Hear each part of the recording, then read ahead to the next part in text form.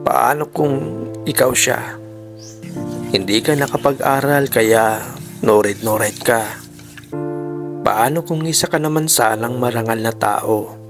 Walang bisyo, hindi sugarol, walang inaapi. Pero hito ka, nilamon ng sistema na pabor lang sa marunong sumulat, bumasa at magkwenta. Kaya pinarurusahan ka ng kahirapan na hindi mo naman hiniling. Kumakain ng nilagang kangkong na wala man lang ni asin.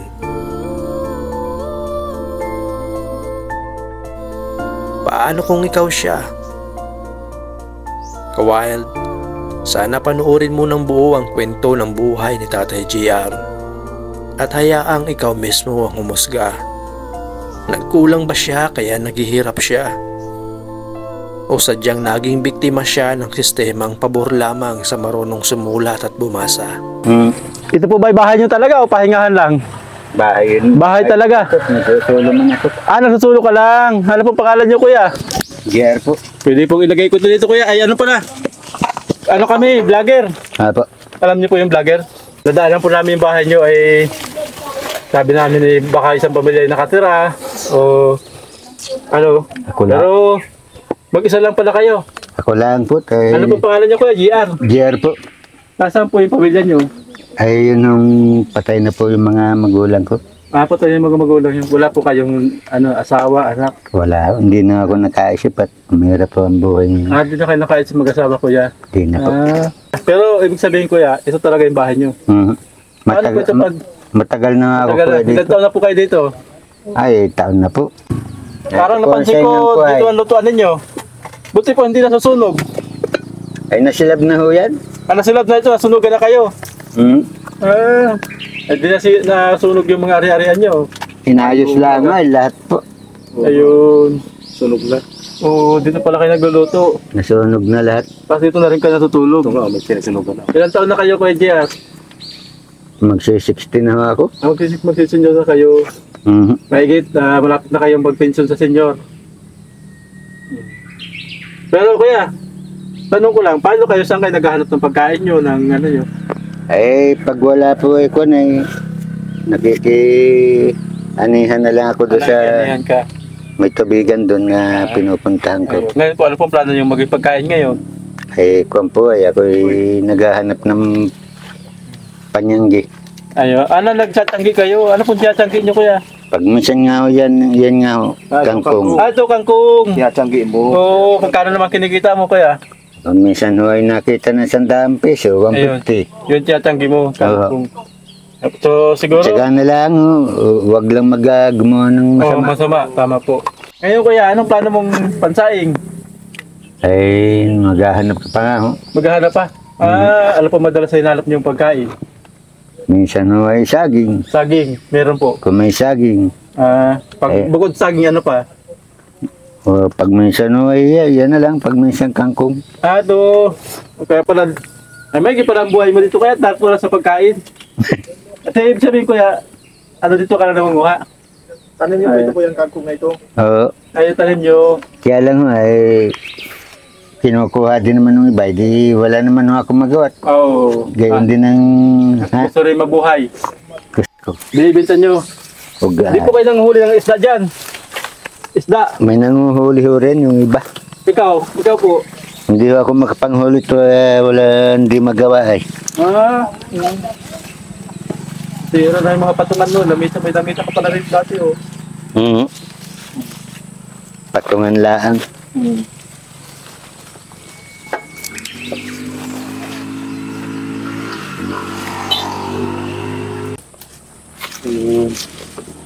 Ibig sabihin kuya, pagka wala kang pagkain, nangunguha ka lang ng kangkong dito? Nangunguha lang ako ng kangkong.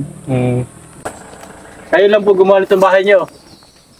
Kuya? Hindi ho akong gumawa niyan. May gumawa, may tumulong sa'yo. Oo. Kayo po ba'y marunong gumawa ng bahay? Hindi ho. Hindi. Kaya sabi ko ay kwan. Nakakahiya pag nag-asawa. Kaya pala din na kayo nag-asawa. Ay, hindi na. Saka mahirap po pati ko yung kwan. Pagka walang hanap buhay, Wag na muna, hindi ako katulad ng ibang, Kayo po ba yung nakapag-asawa din noon? hindi pa ho. Dito lang kayo nakapag-asawa. Ano po ang dahilan kuya at ano? Kayo Eh. mag-asawa? Ay, yan nga ho, walang hanap buhay. Oo. Ayun ho, bagang iba nga ikwan. Pag walang hanap buhay, nagkakagalit-galit. Opo. Kakasira hanggang sa nag-aaway. Ayun, hanggang sa nag-umihiwalay din. Yun, naghihiwalay. Ayun. So, ganito pala yung simpleng buhay nyo rito, kuya. Ganito lang po.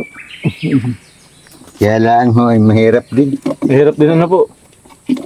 Ano pong binibili nyo pag kayo po ay nakakapagbenta sa Tiangge? Bigas lang po. Bigas lang. Mhm. Ngayon, bigas po kayo ngayon. Ay, wala po ako. Paano ubusan kayo ng bigas? Wala po akong Kangkong lang bigas talaga dito. magiging pagkain. Oo. Kayo po ba may mga buhay pang kapatid, kuya? Meron po. Ayaw nyo po dun sa kanila, sa malapit sa kapatid nyo. Ay, kaya lang po ay malalayo sa kami asawa na. Tama mga asawa na. Ako lang naman ho ang wala. Ikaw lang din na nag-asawa. Hindi na ho talaga. Bahala na. Alam niya ng Panginoon Diyos.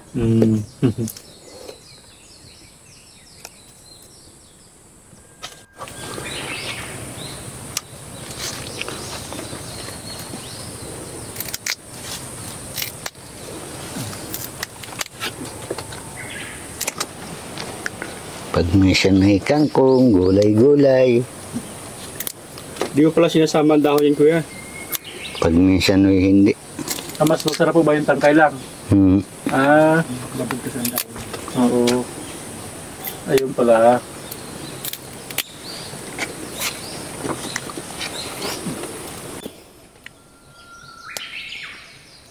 Yung buhay ng mahirap Kayo po ba kuya yung nakapag-aral? ay hindi rin po. Hindi po. Hindi po kayo marunong magbasa, magsulat? Hindi ho. Hindi. Ako'y walang pinag-aralan. Sa lapis at papel ako'y talunan. No read, no write, kaya walang laban. Sa mundong tila hindi pantay ang sukatan.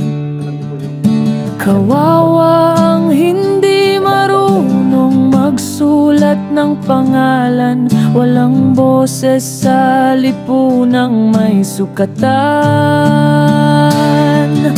Kawawa ang walang pinag-aralan. Kangkong. Sa mundong pabor lang sa may diploma at karangalan. Sino ang may sala kung wala akong magawa? Sino ang may sala kung wala Maganda yung ginataan. Ginatan po. Kapag wala pong pansahog, minsan nilaga lang. Hmm. Minsan po ano pong luto, adobo. May tuyo. Adobo, may toyo. Minsan ginataan. Minsan ginataan. Ngayon po wala kayong tuyo. Wala ho. Diba sa tag-ulan ano po? Sabi hindi rin po kayo nakakapagtiyanggi. Pag minsan ay hindi. Sa buong buhay nyo kaya, magkano na po na nyo, yung kumbaga malaking perang nahawakan nyo? Ay, kung lang. Minsan nakahawak na rin ako isang 1,000, 2,000, hanggang doon lang. Hanggang doon lang. Hmm. Pero pamilyar po kayo sa pera. Ha? Pamilyar kayo sa pera. Ay, paano? Ano pong pangailangan yung kailangan nyo mabili? Kagaya po ng bigas nga ho. Bigas. Mga kagaya niyang ulam. Ayan. Ay kung, Kaya itong ay kung wala naman ng pambili, wala lang ang kita. kasi ang laki ng pinakamalaki mong nahawakan pera. 2,000. Ayan. Opo. Ay, Ano salamat pong- po kuya. Opo. May pambili ng bigas. Ayan. Ano pa po? Saka ulam. Ayan. Hanggang doon na lang po yun. Ayun. Sa tingin nyo, magtatagal po kaya yan? Matagal-tagal ba rin? Ay, matagal-tagal po ito. Mga isang buwan? Hindi lang. Hindi lang isang buwan. Ilang kilo bigas kuya ang plano mong bilhin? Ha, Ilang kilo bigas ang plano mong bilhin? ay 2 kilo po, 3 yan, ganyan. Okay na yun, nag-iisa naman ho ako. Unti-unti lang po. Saka ho may ganting wala. Kaya baka gusto nyo pagbili ng trapal na pang ganun para di natulo yan. Oo nga, at butas na ho ay. Ay marami ho po yung kwan dito. Ayan, sige po. Salamat po. Ako'y walang pinag-aralan. Sa lapis at papel ako'y talunan. No read, no write, kaya walang laban.